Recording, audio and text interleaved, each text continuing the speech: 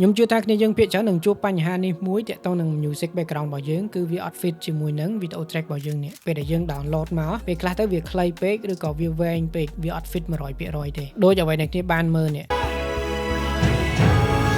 អញ្ចឹងខ្ញុំចង់ឲ្យវា fit ជាមួយនឹង video track របស់យើងនៅខាងលើនេះអញ្ចឹងដើម្បីធ្វើអញ្ចឹងបានអ្នកគ្នាគ្រាន់តែ select នៅលើ music background របស់យើងបន្តមកទៀតអ្នកគ្នាចូលមកកន្លែង inspector យើងនឹងឃើញ function មួយដែលមានឈ្មោះថា AI music editor បន្តមកទៀតអ្នកគ្នាចុចពី adjust នេះមក DaVinci Resolve គឺវានឹងឲ្យ AI music editor ធ្វើការ analyze ទៅលើ music background របស់យើងហើយបន្ទាប់ពីវា analyze ចប់អ្នកគ្នាចុចកន្លែងពាក្យ live trim នេះមកយើងចូលមកកន្លែង music background របស់យើងវិញអ្នកគ្នាចាប់ផ្ដើមទាញវាឲ្យធ្វើម៉េចឲ្យវា match ជាមួយនឹង video របស់យើងមក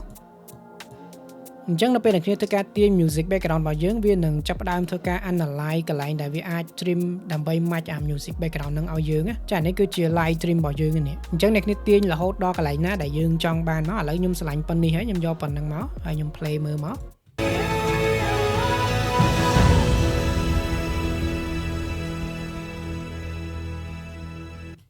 អញ្ចឹងវាធ្វើការម៉ាច់ឲ្យយើងល្អមែនតើហើយកន្លែង live stream នេះបើសិនអ្នកចង់ដឹងកន្លោវាមានកន្ទះអីអ្នកអាច play កន្លែងនឹងមើលបន្តិចមក